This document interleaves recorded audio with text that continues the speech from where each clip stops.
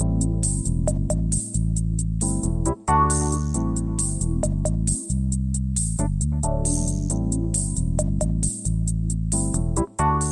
listening to the After the Show movie podcast from ascully.com, your weekly look at movies, video games, and more, brought to you by your hosts, A. Scully and Cidtalk. We're addicted to movies. Are you?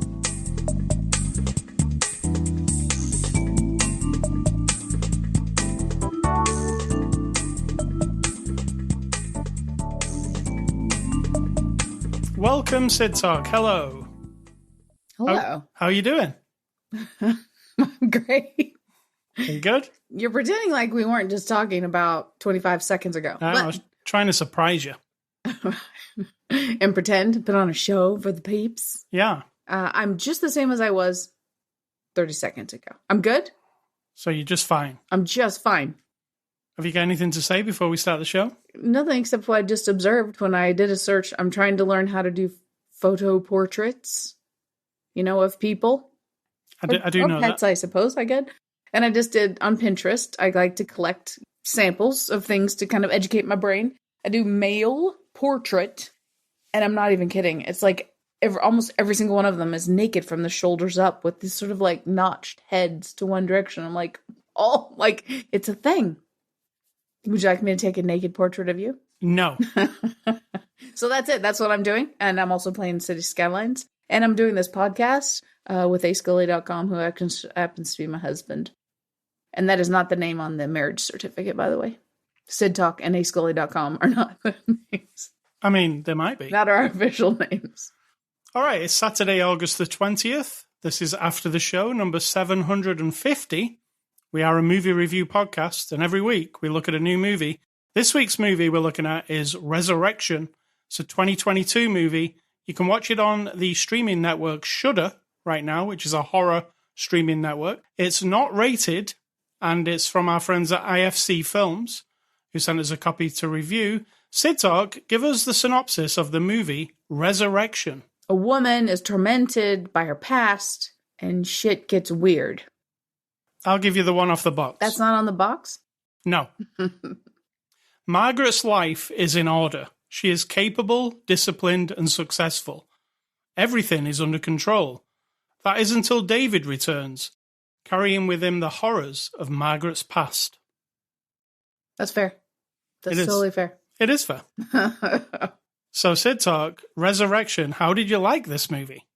It's one of those that if you say I enjoyed it and someone else watches it, they're going to be like, what? You seem like a sick weirdo. Although the bulk of the movie, we're talking 99.9% of the movie, it's just a study in a woman who's being tormented by either the memories of the past or the truth. Yeah, trauma, the truth about the past or a delusion about the past. Some dude who was in her past and now he's back and he seems to be a real fucking asshole. There you go. There's the adult language for the week. So that's what you're dealing with most of the time, is her reacting and falling apart. Then shit gets weird. A little bit. Yeah, and I enjoyed it because the performances in this movie, every single person who we spend any time with is compelling. And even the young woman in her office who she speaks to, sort of counseling to this younger employee lady, probably an intern, because she talks about how she's almost done with her time there or whatever. Even that young woman, awesome for doing her, short scenes. The daughter, amazing.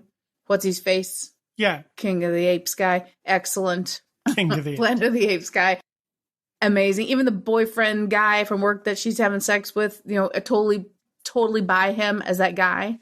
So I feel like I was just sort of lulled by watching people really get into these parts. And then her descent into like just falling apart was really quality. Every detail. It wasn't like all of a sudden there's a scene where now she's disheveled. It was just little tiny bits. And then all of a sudden you're realizing, whoa, over the last few scenes, her clothes got a little more wrinkly. Her hair got a little bit weird. She's sweating more than she was. She looks like she's got bags under her eyes. You know what I mean? Like, I really was compelled by all of that and by this woman she's kind of preaching to the young woman in the office about being weak. Like, you're stronger than that, and don't put up with that asshole's bullshit, and don't let him put you down. And so you're like, oh, so this woman is no nonsense.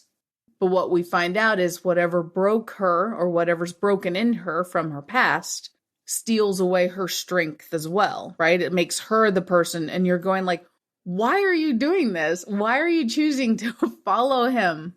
Why are you entertaining this person at all? Like, right? Either just kill him, which I'm not advocating. I'm just saying in this world where she's living, that's totally plausible because he's terrible, or we think he's terrible, or definitely go to the police, which she tries, obviously, to no avail. But that whole thing is reflective of how traumatized she is. And she's trying to make this young woman not be weak, because I think inside she knows that she's been weak, or perceives herself as weak. And that's just like chewing her up, Yeah, so this plays out like, it isn't really a horror movie, I wouldn't say. There's elements of horror towards the end, let's say. Agree. Most of the movie is a psychological drama. Agree. And it plays out in, like, I've seen other films like this, the way it plays out, it feels very minimalist. Is that? Mm-hmm. I think that's fair. It has a very good script, I think, is what. It's the script and the actors that really suck you in, because you believe the people. Absolutely. And I really, Margaret's just she's just really selling it. Tour de force, that lady. Yeah, even when she's just being Margaret at the beginning, where she's just regular Margaret, before everything goes weird. Regular old Margaret. Before Toothgate, let's say. Oh my. That's pretty much the catalyst for everything to start and going weird. It seems like it. It's one of these, small, you know what it reminded me of a little bit? It probably isn't anything like it, but it's Pacific Heights. Yes. How you introduce to the fella, he seems okay. And I then catch what you're throwing. Yeah, and then it slowly becomes this nightmare. Yeah. Very slowly. So that's one of the movies that I would probably recommend, but it's a lot more effed up, let's say, than Pacific Heights. Pacific Heights is very 80s. Yeah, it's would you say? It's very much like Basic Instinct or one of those type of movies, right? Well, I mean, she was a murderer, but... Hand That Rocks the Cradle. Yeah. Those types, where it, usually, how I equate those movies? They kind of end up like Marvel movies at the end. There's just a battle between the two people. Yeah. Marvel didn't invent that. On a smaller scale, yeah. But this movie has got an element of grotesque craziness to it. It's not for everybody, let's say. True, and it's not the whole thing. It's just that it's just the end part. Yeah. So we're not really selling it, but I really enjoyed it. Well, let's say from this point there'll be spoilers, because it'd be hard to discuss what's going on without talking about what's going on. True. So in the middle of this movie, Margaret delivers this monologue, which is excellent. It's the best part of the movie, I think. Yep. Because she tells the whole story. You're not really privy to what's going on until this point. Correct. And then she tells another person everything that happened to her when she was younger. And it's horrific, to say the least. At the hands of this dude who she is seeing reappearing in her life. Right. So this whole monologue, which is awesomely presented, as soon as it ends, it makes you 100% more terrified of this guy. Correct. Because it is insane what she says. You're like, is that all true? Because that just seems like a lot. Yeah, that can't be right. That can't be right. It's a lot of stuff you've just said. But I just took it. I was like, okay, that's what happened. And then the next time I see the Tim Roth character, I'm like, oh my God, what a horrible monster. So it really worked. But then there was moments in this movie, a lot of the time, where I'm second guessing, going, are we seeing what is really happening? Or is this imagination? Did this even happen? And it's hard to explain why. It's not done in any sort of stylistic ways. You don't get weird camera work or coloration or sound. Sometimes in movies where if you watch it again, you realize, oh, all these scenes are amped up in the color, or the sound is a little bit off, or whatever, or there's a different picture on the wall, right? But this has none of that. So all you're going on is... That seems a bit too insane. Yeah, we've introduced the idea of this person who sounds like a complete crazy person. Like crazy person as in maniacally evil crazy. Not like mentally ill. Like horrific. And the fact that this young woman, when she was a young woman, basically was traumatized by it and in her mind put up with it and went along with it. You know what I mean? Her perception is that she was weak and that's why she fell for it and all that kind of stuff. So yeah, you're kind of like, oh, but is she now mentally ill because she's coping with the trauma and we're not getting the full truth? Or has she always had some mental health issues and maybe none of that's true? Yeah. You question it, which I liked. It's very stimulating. Yeah, I definitely questioned it a lot because it started to cross the threshold of, that sounds insane. How could that happen? Right. Explain what she says during the monologue, the crux of it. The main crux of it was she was 18 years old. This older guy introduced himself to her and her parents, who were hippy-dippy biologists. He was a scientist. He kind of wooed them all, eventually starts training her to do these kindnesses, which sound like horrible torture trials, and then rewarding her. At some point, she gets pregnant. Then he stops paying attention to her. And in her own words, he paid attention to me. He made me feel important. And then she has this baby with him. He stops paying attention to her. She goes to the store one day. When she comes back, the child is no longer there, like just gone. Okay, this sounds really awful. So this is a big spoiler. I mean, this moment is where you're like, did that really happen? Yeah, this is where you're like, whoa, whoa, whoa, whoa. Up till now, it's just been creepy stalker guy, right? She says that he told her that he ate the baby. Okay, I know. Now don't run away screaming and crying and don't turn off this podcast because it's not, you don't get any like. Just matter of fact. Yes, it's matter of fact. We don't go back to that moment. There's no flashbacks or anything. She just have one nightmare about a baby. It's palatable. It's terrible, but it's not cannibalism. I'm not making this sound like what we're making it sound like it's a high quality, entertaining movie. I mean, she also said, I came home, the two of the baby's fingers were on the counter. Yes. And the baby was no more. And he says there was no more baby and he had consumed the child and then started torturing her by telling her when she was 18 and 19 and had this child, and now the child's gone, that the baby's now inside of him, just as a baby, and is crying for its mother and blah, blah, blah. She eventually runs away. She escapes this crazy person, that guy. She goes to America, and now he's showed up again, and his crazy premise, at least the encounters we have with her, you still, by the end, you still have to question whether they were all really what we see, right? Yeah. Could be all in her mind. But I'm thinking it's real. Like I'm going with the theory that he's really this crazy person. Not that he did what he said he did or whatever.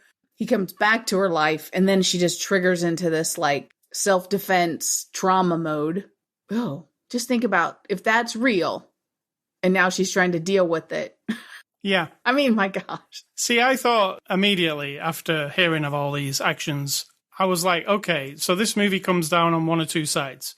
One, Tim Roth's character is a weird baby-eating monster, right? Because it could be that far. As presented to us, yes. Yes. You know, who manipulates people because he needs to feed on babies. Let's say that.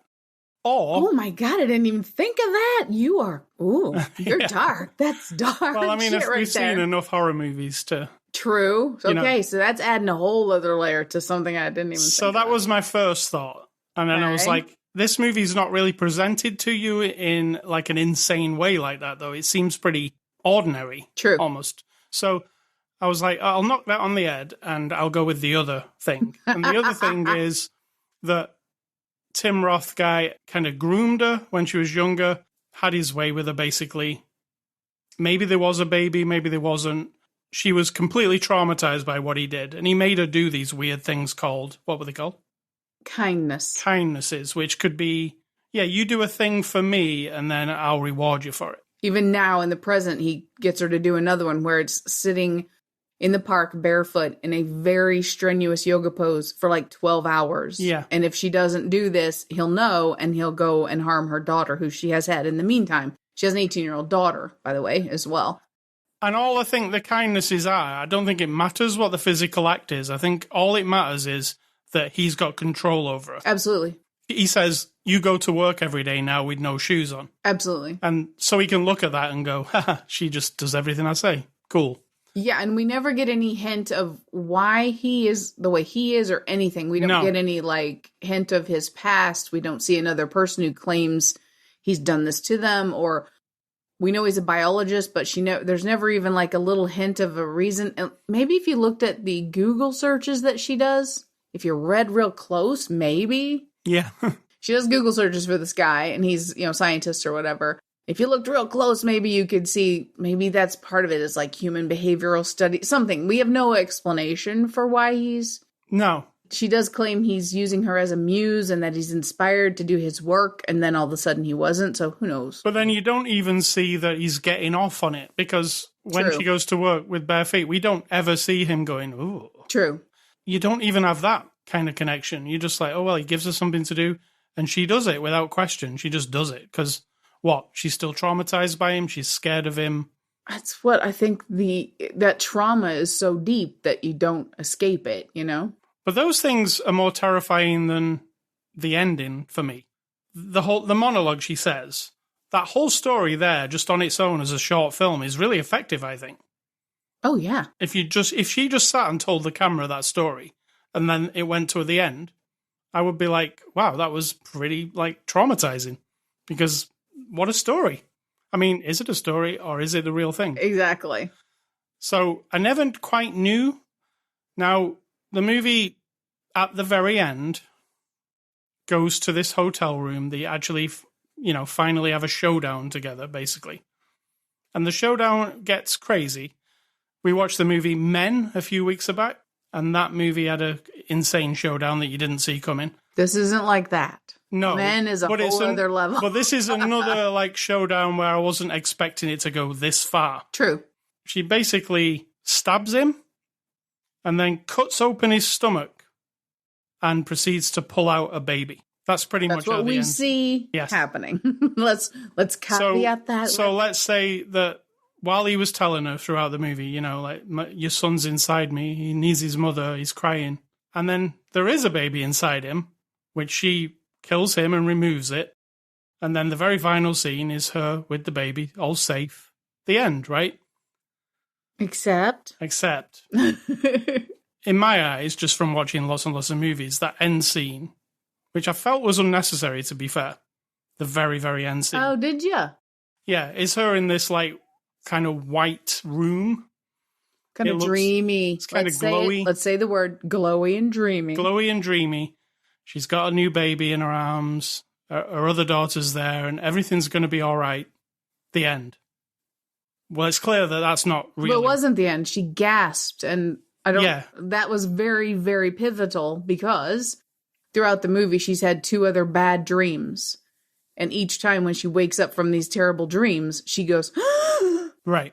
And then at the end, she's sitting there in this dreamy moment, and she's got this baby in her arms, and the daughter is like... Everyone's ignoring the fact that there could potentially have been a dead man in a hotel room, and that this mother has gone a little bit off the deep end. And then all of a sudden she goes from having this really nice look on her face to terrified. And then she goes, exactly the same as when she wakes up from her other night. Which I don't like that ending, because it makes it kind of cheaper than what it is. Like, and let's be clear, that's it. That's the last frame of the movie. So you don't get any other, like, oh, well, and what really happened? It's the type of ending that you can take straight up. You can go, oh, she really pulled a child out of a man, and now she's happy ever after. Or and it's fucked up, and we just have to deal with it. Yeah. Or you can go, she was crazy, and this is just in her mind. Like, she's actually sitting in a prison cell right now. Or she's in the hotel room with his blood and guts on her hand, and she's trying to cope with what she's done. Because actually, maybe he's just a guy that she knew, and all of it was in her head. Like, it's a possibility. Yeah. And now she's killed this guy, and in her mind, she's just gone to this other place, and then she wakes herself up like, oh, what have I done? Yeah, I like that. I like stimulating. I mean, I don't love that it seems like an unfinished story, which is one thing I harp about.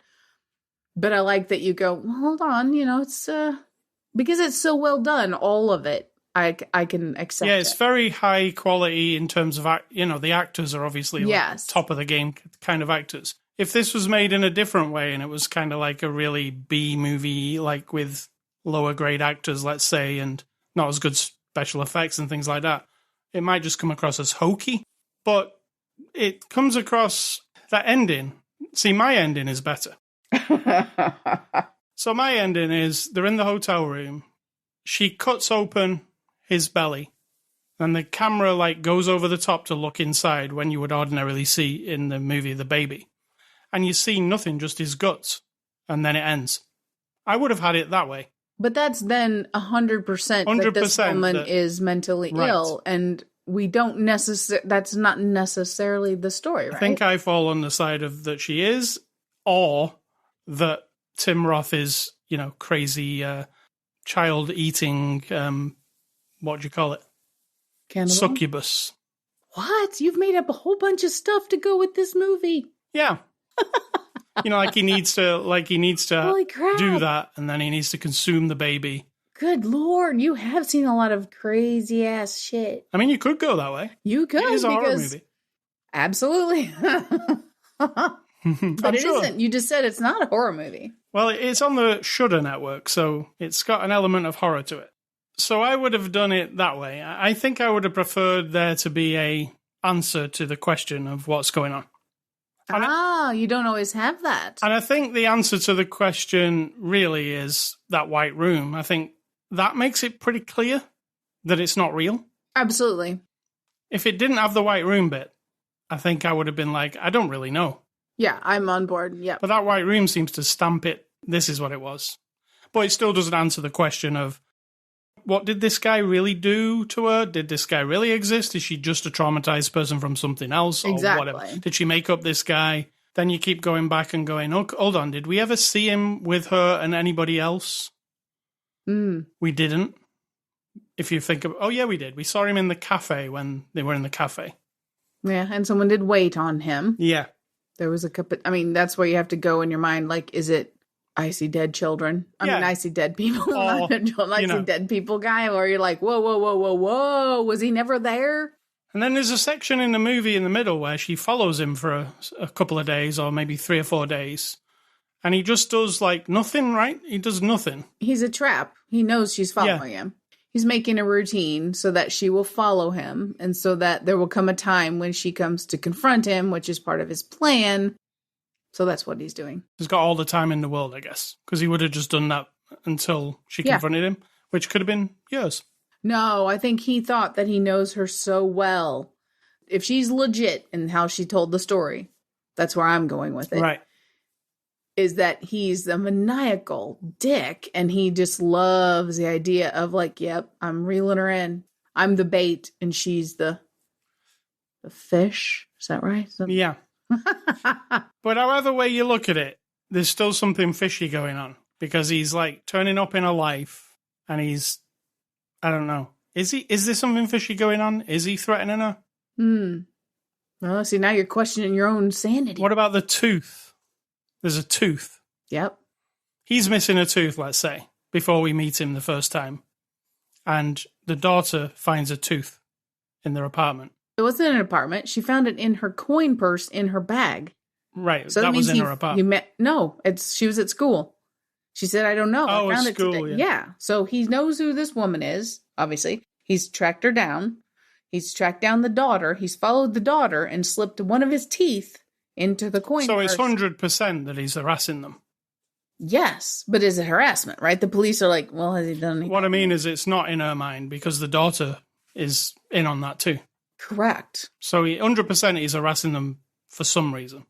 I think if you're following what she said and it's all true, let's say he is a horrible person and killed the baby, and he's like this maniacal scientist, biologist, or whatever, and now he's like craving for her to come back so he can, maybe he hasn't been able to find anyone else that he's been able to manipulate quite as hardcore as her, and he needs it, right? So if he gets her back in his life, he knows her, because he keeps saying to her, I know you. I know who you really are. They don't know who you really are. Yeah, because they had a relationship back right. then. And he knows he can because he has already completely controlled her. And so I feel like if it's all true, he's come back because now he needs he needs that again. Because True. she did make a point in the beginning of saying when she first met him, all of a sudden she felt actually wanted and appreciated in life. And I feel like that's a theme throughout. Yeah, so let's get on to the cast here. Overall, did you like the story playing out? I did. I mean, I did too. I don't always prefer that they take what I think of as the easy way out and be like, oh, here's a shocking end scene, the end. Yeah. Make up your own mind, right? I don't always love that because I feel like it's a bit of a, as Lee would say, it's a bit cheap. For some reason, I didn't mind it. Sometimes it feels, and this one I think especially felt like this for me, that this really well-acted, interesting plot that I'm on the edge of my seat with, like, and then when it comes to the finale, I'm quite disappointed by it because it doesn't feel as clever as the rest of it. Exactly. And I kind of felt that way about Men, to be honest. Right. I mean, as weird as it was, and you're like, whoa, your mind is totally blown. It still doesn't live up to kind of like the promise of what it felt like it could be. Does that sound too hoity-toity? I mean, the ending might work perfectly for you, but for me, it kind of detracts a little bit. But then the rest of it, because of how well it's acted and everything, I just really like it. So let's move on to the cast. Talking of acting, Rebecca Hall plays Margaret. What do you think of Rebecca? Amazing. I mean, she is always amazing, I think. We've seen Tour de force. Seen her in, yeah, and in this, she's really selling that lady. There's a lot to it as well. Absolutely. You also see the downfall of her in this movie because she's very well put together. She goes to work every day. She says the right things to everybody. She's very commanding. She's good at the job. Mm-hmm. And people look up to her. Professional. And people even want to talk to her, like... That young woman is the one who keeps dumping her problems on her. Yeah, tell her about their issues and stuff. And she's, got a bit of everything. Oh, I just had a thought. So if you think about that young woman coming into this lady's office on a regular basis, kind of spilling her guts. And now they even have their own little saying, like when the young woman says to her, please don't tell anyone. She says, I would never. Fort Knox, I'm Fort Knox. She's kind of trained this young woman in a way to come in. It sounds like the little method is for the young woman to come to the door and say, I was wondering if we could go over something or other, and then her come in and then her spill all the gory details. Open her heart a little bit. Yes. And then this woman having the sort of power or control to be able to say to her, tell him to fuck off and lose that guy and ditch that guy. Right. So she's kind of formed her own little more harmless version of manipulation. Yeah. I just thought of that. I'm pretty smart. Yeah. Rebecca Hall is the reason to watch this. She's amazing. Amazing. Yeah. Tim Roth, also amazing. David, he plays. It's so creepy. You could say he's creepy, or you could say he's completely innocent in this. Who knows? He doesn't seem innocent. There's no sense of innocence. Tim Roth is really good at playing a creep, though. He really eases into it. At first, he's like, what are you talking about? I'm not who you think I am. I don't know who you are. And then he says one little thing, and then another little thing, and then you're like, what she said was true. Yeah, he says, when he's on that bench... Because you're a bit shell-shocked as a viewer. You're like, hold on, she's terrified of this guy, but now she's going to approach him and say something. So I'm like, this is horrifying. So she goes up to him and he says, I'm not who you think I am. Go away. And then he looks down and says, Ben's inside me. Yeah. And you're like, what does that mean? Yeah, we don't even know that part of the story yet. That's like, what? And that's when you're like, oh, When she starts to tell the young woman, I've done a horrible thing. And this guy keeps showing up. Okay, my mind went to, she murdered this guy, because the name of the movie is Resurrection. Yeah. She murdered this guy at some point in her, before. Maybe it's the father of her daughter, right? I had no details yet. She murdered him, buried him somewhere. Her company's about cellular regeneration and something biological, and her parents were biologists, and now she tells us a story about this dude, and I'm like, hold on. Maybe he's come back, he's been resurrected to haunt her. But then I was wrong. I was making that shit up, but still. Now, they kept, keeping it on the down low. You kept hearing conversations in the background, when she's at work, all that seminar that she's at. Mm-hmm. And all that stuff, it was talking about research, and you kept thinking... human cells. This has to be something to do with what's going on, right? Because they keep kind of bringing it up. Yeah. But it actually isn't, or is it? Exactly. Maybe you could apply it to it. Exactly. We've got Grace Kaufman as Abby. That's the daughter. Amazing. She was excellent. She was. Michael Esper as Peter. He's the guy that she's, her boyfriend, basically, from work. I mean, she's just having sex with him. Yeah. He's just another guy from work. Yeah. And he's in love with her, but she's just having sex with him. Yeah. Right. I thought he played it well, too, especially the scene where she just, goes off on him in the street. Yeah. I was like, poor guy. So, directed by Andrew... he's not a poor guy. He's married and has a child, and he's having an affair with this woman, so he's not exactly like Mr. Well, Wonderful. in that instance, when he's telling her he loves her... Yeah, but he's telling another woman that he loves saying, her. Fuck you. He has a child, and he's married, and he's in the street telling this troubled woman, but I'm in love with you. So, yeah. I like what she said to him. Once you fuck somebody, you think you love them or you hate them. Yeah. She was very angry at that particular moment. So this is directed by Andrew Siemens, and he directed Nancy Please, which I don't know, and a bunch of short films. So what did you think of this directing? That was really good. It's well paced. It looks gorgeous. I do think minimalist is a good, because it's functional. It's kind of like smacks of, Clint Eastwood style. Yeah, there's a few locations, not a ton. And it's economical, but it does tell the story well. Yes, agree. Extras, there were no extras. Scores, let's not give this movie a score yet. Let's give it some IMDb reviews. What are those? Those are reviews on a website called imdb.com. And you like to read the 1 stars because... it's fascinating when people take their time. You and I are taking a couple hours out of our life to have this conversation, record it, and share it with the world. What people don't know is we would have this conversation anyway. We probably wouldn't have a little diagram of what we're supposed to say next, what's for supper. Hey, don't give the secrets of after the show. There's an outline of all the sections, right? So that's fine. It's not word for word. It's just a little guideline. We don't do that in real life, but we would still be having this conversation. All right, here we go. These are the people who give it 1 star. The first guy says, awful. I want 1.5 hours of my life back. It's a classic. I don't care how good Rebecca Hall is at acting. The whole movie's a waste of time and the ending's a joke. I'd rather watch Sir David Attenborough documentaries. Oh, what? Very specific. Is that an insult to Sir David Attenborough? Because they're fantastic. I think it is. I think he's saying that David Attenborough sucks and it's boring. What? Well, what kind of a monster is this? Take away his IMDb privileges. All right, second guy says, what a load of rubbish. I'm actually angry about this film. It's absolute crap. It wasted my time. He ate a baby and the baby's in him. Who thinks of this rubbish? Honestly, don't bother watching it. Or maybe he didn't. Did you think of that? Did it occur to you that maybe there's some artistic weirdness going on? Sometimes you got to accept that shit. Final person says, a disturbing yet not quite understandable little explanation film. Tries hard to be mysterious, but fails on so many levels.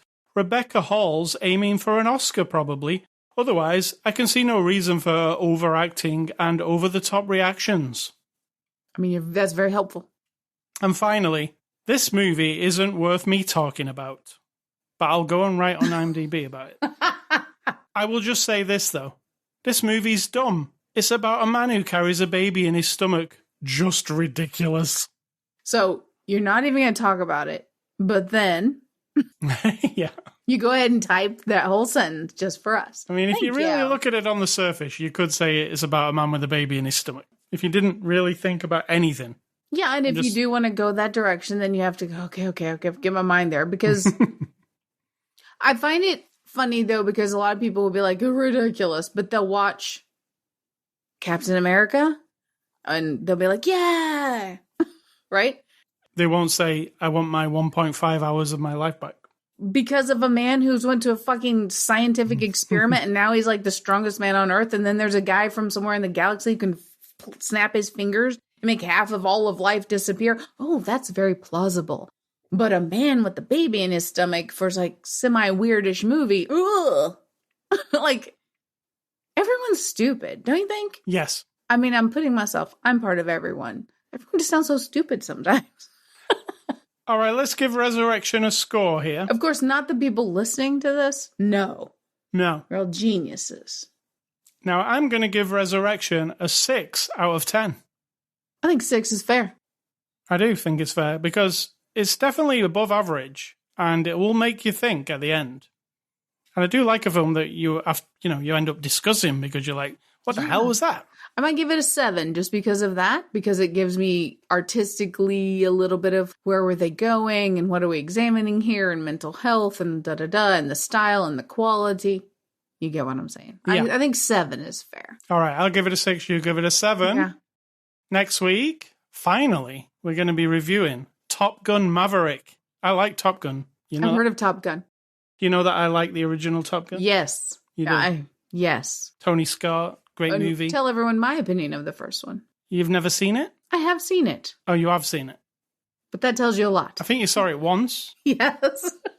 Do you need to see it again before we see Top Gun Maverick? I think even back in the day when I would watch just like endless movies on VHS, like endlessly, I would watch for 10, 12 hours at a time, just movie after movie after movie.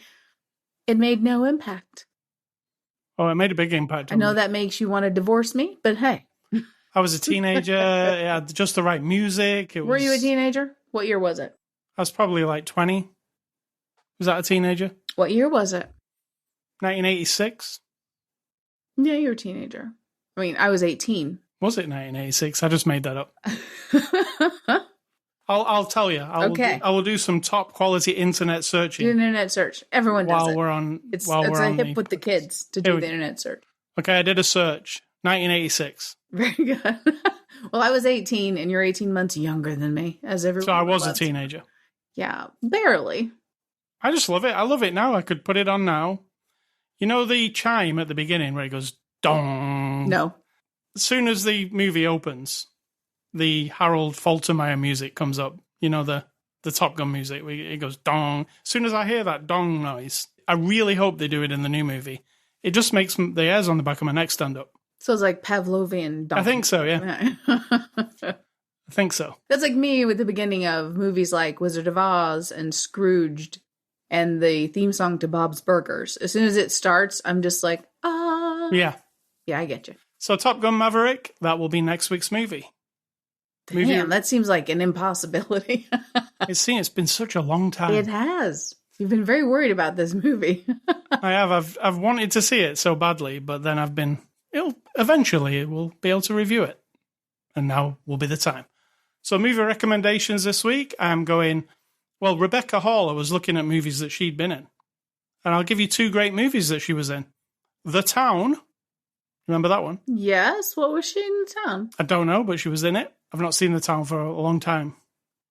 And she was also in Christopher Nolan's The Prestige, which I really love. The Prestige has a amazing ending, let's say. The last 5 minutes. The Town, that's in America. That's like Ben Affleck, right? Yeah, that's the one. Directed it, and it's got Hawkeye in it. Yeah. No, Casey Affleck and Ben Affleck, right? I thought it was Hawkeye. He might have been in it, but I'm not sure. I think he's the other guy. Right. Oh, yeah. You're right. Yeah, he is in it. She was in that. Well, I'm going back to the 90s, and I'm in 1995, 1996-ish. I don't know for sure, and I don't want to put my mouse over there because my city skylines will scroll around. So I'm just going to go with what I've got. Dangerous Minds. Remember that one? Michelle Pfeiffer. That's the song. Strange Days with one of the... Strange Days is really cool. It's like a trippy... futuristic kind of a thing. We're on the lines of Johnny Mnemonic, where you can like live other people's experiences, right? Like some sort of injection or thing in your brain. I don't know. Welcome to the Dollhouse, which was kind of ahead of its time. It sort of, if I remember correctly, it kind of puts me in mind of, was it 8th Grade? The name of that one movie of the girl who was in 8th grade and just awkward. Yeah, Welcome to the Dollhouse is pretty effed up, if I remember. Is it? Yes. I don't remember the effed up part except for her being an awkward girl, and you just were like, oh, this girl's You might be thinking of the wrong thing. Am I? What are you thinking it is? Well, it's like she's a teenage girl, and she's not conventionally attractive, but like she's got a nerdy brother and a cute little sister, so she's sort of like a reject. Sort of like Square Pegs, but on acid. Yeah. Yeah. Yeah, now I remember. I'm looking at the picture of it. Yeah. It's by that Todd Solondz. He did the Happiness, which is awesome. You know, Happiness with Philip Seymour Hoffman. Oh. Yeah. Oh, He's right. pretty messed up, that director. That's what I'm thinking of. And then the other ones are Leaving Las Vegas, Quality, Awesome. another one about like just people being troubled and traumatized and dealing with things however, we're not going to say the best that they can, but however they do. That's a Nicolas Cage and Elizabeth Shue. I think they might have both got Academy Awards or at least nominations for that. I'm not for sure. And it might have even won that year. And then the little movie called Seven.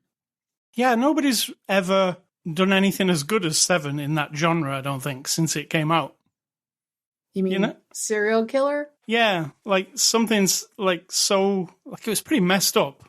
Yeah. And also really high quality. What's in the box? Man, what's in the box? It feels like it's like the pinnacle of that type of movie. Like I feel like it was the start of those movies. But then there was just a lot of like copycat ones that weren't very good.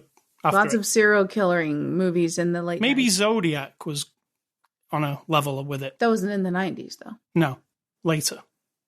But the Zodiac was based on the true story-ish of the Zodiac killer and the guy who tried to track him down. So that's it. Those are my 5 recommendations from the 90s. There's no alluding to an equality here. It's just I've seen them, and now I'm telling you that I've seen them. Ace Scully stuff this week. I've been playing a few games, but I'll just mention this one. And it's called Way of the Hunter. Did you see this game? For like 5 seconds. Well, I'm not a hunter. I'm not into hunting. I would never go hunting. You know? I know. I don't know. It doesn't appeal to me in any shape or form. And I don't think the video game really appeals to me in that way either. You said to me, I started to play it, and you said, are you into like a hunting game? And I'm like, well, I'll give it a go and see what it's like. And you're like, I mean, you're shooting the animals, right? That's the hunting game. Right. And that you said something about like, well, you could. Yeah, if you have an issue with that, like, ooh, I don't want to sit here killing animals in a game. But then you sit and play every other game where you're murdering. I don't have an issue with it. You're murdering tons of people or aliens or other creatures, but for some reason I think the idea of sneaking around, having a better weapon, and then the animal's just there. I find it just kill it. I would say, and you think it's boring. Well, I appreciate the game because it's really well done. It's gorgeous. It's gorgeous. It feels like it's the best view distance I've ever seen in a game. Like, I don't know why first-person shooters are not that good. Because you can look through your binoculars, like, and you stood on top of a mountain, and you can look across to the other side of another mountain and see a deer, and then it's so far away, like, you can still see it. Most video games, you can't look that far. So I'm impressed with that draw distance. But what I'm not impressed with, and it's just probably to do with hunting games in general, this is what a hunting game consists of. You wander around, and the game gives you this like hunter vision, which in real life you wouldn't have, right? You would have to what? What do you do in real life? Do you have to? You'd have binoculars and a scope on your gun. Yeah, and what else? Like, are you a drone? Looking for tracks? Yes, of course. Yeah, okay. So you're looking for tracks in the game, but you're asking me like I know, but I'm just saying, yes, you would look for all kinds of signs of the animal being present. So that's what this game amounts to, right? So at first it's like go and catch a deer. Right? Are you looking for poop as well? Like different kinds of poop? So you wander around and you look for deer tracks, and then you follow the deer tracks, and then eventually, I mean, I'm a terrible hunter, and I'll tell you the end of my story here. So I follow the deer tracks, and the deer tracks lead me all the way down. I would say I was walking for about 25 minutes real time. I got down to this stream, and at the stream, I looked at my hunter vision, and it said, deer come here to drink. Very rarely. So I'm like, okay. So I walked across the river. I lay down in the field opposite the river, which is probably about 200 meters away from the stream. And I got out my little scope, and I just lay in the field, and I looked through the scope at the water where it says they come to drink. And then I lay there, and then I looked, and I looked, and I lay there, and I lay there, and I lay there. And nothing happened, and nothing came. And I looked at my watch, and I set a timer on my actual watch. I said, I'm going to sit here for like 30 minutes, because that seems reasonable. Well, I did, and nothing came, right? So I was like, well, maybe it's because it told me that it was rare that they come to drink there. So I went and wandered around a bit more. I found some poop, deer poop. Right on. I found some bushes that it said that they eat from frequently, which was like berries or something. I found the bushes with the berries on them. I wandered away from them enough distance, like so I could see them through the scope if they got to the berries. I waited. I'd set my timer for 30 minutes again on my watch. Nothing happened. So then I got up I wandered around a bit and I found one of those, what are they called, where you climb up in them and look out? A deer stand. A deer stand. So I thought, well, a deer stand is probably there because there'd be deer around that area. So I go in the deer stand and I wait, timer on my watch, 30 minutes. I see nothing. I've not seen an animal yet in this entire place. This game sounds exactly like hunting. Yes. Okay. So then nothing. The next day, I loaded it up again. I thought I'll wander around again and then I'll go and wait and see if I see anything. I did it again for about an hour and I didn't see not one animal. I saw tracks, nothing, not even. I've not seen anything. I've not seen a badger. I've not seen a squirrel. I've not seen a deer. So they're very elusive to me. They're either the game's fucking with me and they're not actually there.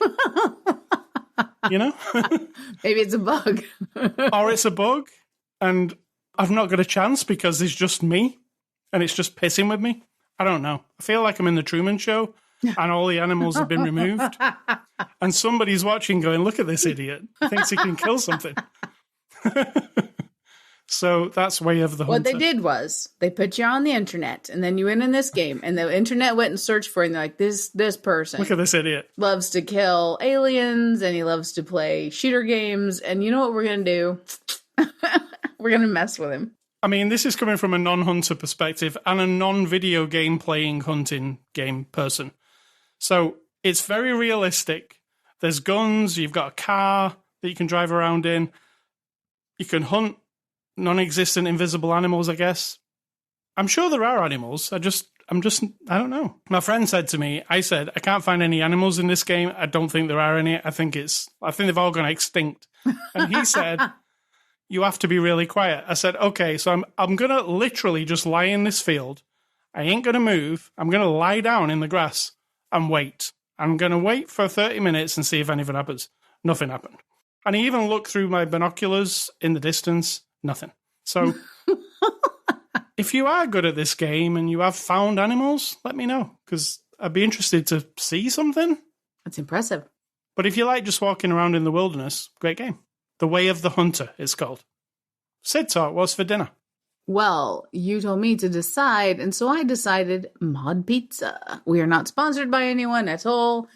If Mod Pizza would like to give us free pizza for the rest of my life, that'd be great, but they don't, so that's what we're having because I can order it, go on my little phone, ordered the exact same thing we ordered last time, go to the thing, it's ready, I come home, that's it. Or we can have it delivered. Sometimes they have free delivery. I'll have to check. But if you haven't had Mod Pizza, M-O-D Pizza, I really love it. I mean, I don't know about you. I won't speak for you. I love it. It's really good. And then my advice, did you ask me what my advice is? I didn't, I'm gonna give it to you. You can give it us. I know that people are very polarizing and we're all been brainwashed, or most of us in the world are brainwashed. Like it's all or nothing. I'm an all or nothing type of person when it comes to it's just my personality, right? So I'm in the mood for painting now because I did a painting for my friend. So I went to Hobby Lobby and spent a shitload of money on canvases and brushes and paint because I'm all in. There's no medium for me. I'm an excessive personality, right? Is that a disorder of some kind? I don't know. But the all in overall culture thing is like you're all in. You're either one thing or the other. It's either this or that. And what I feel like a lot of people get the most setback in life is that there's the idea of failure and success, and that's it, right? You get married, it's not working, it's a failure. You failed at marriage just because you two don't, something terrible is wrong, or the two of you just realize we don't want to be married to each other anymore. I'm not advocating marriage or divorce. I'm just saying sometimes in life, just because the thing isn't going in the direction that the whole world is steering it toward or has decided is the standard doesn't mean it's a failure. Just because it isn't a quote unquote, and I'm putting tick marks up in the air, just because it's not a success that someone else has designed and written down in the world for you. It's just smashing you in the head and into your brain and all of social media and all of media everywhere and people in your life cramming it, shoving it into your brain constantly. This is what it looks like when it's a success. Oh, and you didn't do it this way, you failed. So now you get to cope with it. You're traumatized. We don't care though, because we all fail constantly too. And success is elusive and it's like impossible to get to because someone, again, has designed what it looks like. And I just think sometimes you have to remind yourself, like I do gardening stuff, right? Now, some people would say if you plant a tomato seed and then it grows up in its little tomato plant life and it doesn't make any tomatoes and then it dies, as they do, it failed. You failed. You failed to grow a tomato on a fucking tomato plant. Well, in one sense, botanically maybe, that plant failed to create its little offspring to make its seeds and whatever. But as a gardener person, I mean, someone listening right now is like, oh, you're just delusional. Of course you failed. It failed. But actually, it was a plant. It lived. I enjoyed it. I learned from it. It was well taken care of. For some reason, the reason I'm saying this is because I have tomato plants that have made no tomatoes this year, and they look gorgeous. I've fertilized, I've watered, I've shade clothed. I mean, they just haven't. Other ones have, right? We've had tomatoes and cucumbers this summer. Yes. My little yard, delicious, as I like to call it. So I don't just like kick myself and go like, well, that's it. Fuck it. I'm not gardening anymore because that tomato plant failed and I didn't figure it out and screw it. This is a waste of my time and blah. I'm more like, rubbing my tips of my fingers together like, like, oh, what can I do the next time on the next plant that takes it one step further to do the thing, a different thing. Maybe next time it'll have tons of stuff all over it, but it dies really fast, or it looks really sickly, but it makes 10 tomatoes. I don't know. Who knows? I just don't like and there are different, I'm not talking about like if you're running an Olympic race and the person in front of you is faster than you. Yes, you failed to be faster than the fastest to be the fastest person. That to me is a competition, is a different thing. In life, with relationships or friendships or people or work, depending on the work, this constant idea of you either succeed or you fail and there's nothing in between. And when you fail, which is 90% of the time because it's life, we all just have to constantly deal with it. And I think like that's bullshit. Well said. Well, I mean, it wasn't, but hopefully someone will, catch what I'm throwing. All right, so ascully.com is the place you can get this podcast, anchor.fm/aftertheshow, Spotify, Amazon Music, all the places podcasts are available. We're on social media, Twitter, Facebook, Instagram. Ascully is me, Cidtalk is you. I was going to say Twitter is you. But no. Twitter is me. I like that. Twitter is me, even though I don't like Twitter. And email feedback to me, ascully@ascully.com. Don't email Cidtalk. She doesn't care for your emails. And depends on what you're saying. Stay classy, Rebecca Hall. Great performance here. Made the movie for me. And I'm going to say, think for yourself or someone will do it for you.